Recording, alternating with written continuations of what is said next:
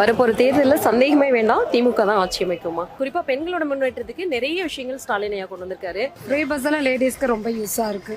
அது போக நலத்திட்டம் நிறைய கொடுக்குறாங்க.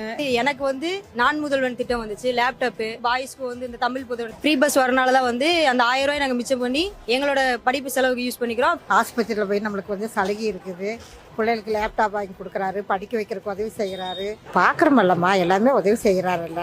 எங்க வீட்டுல ஒரு 5 ஓட்டு இருக்குமா, நாங்க கண்டிப்பா இந்த வாட்டி ஸ்டாலின் ஐயாக்கு தான் போடுவோம். நான் டிஎம்கேக்கு தான் சப்போர்ட் பண்றேன், உதயசூரியன் தான் ஓட் போடுவேன். என் ஃப்ரெண்ட்ஸு சரி ஃபேமிலி சரி எல்லாருமே வந்து ஓட் வந்து டிஎம்கேக்கு தான் போடுவாங்க.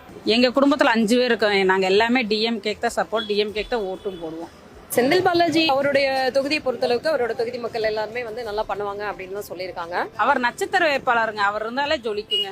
அவரு எங்க கொங்கு நாட்டுக்கு வந்திருக்காரு, நாங்க அவங்க தலை நிமிர்ந்து வைப்போம். எங்களுடைய ஓட்டு கண்டிப்பா எங்களுடைய வெற்றி வேட்பாளர் செந்தில் பாலாஜி அவர்களுக்கு தான்.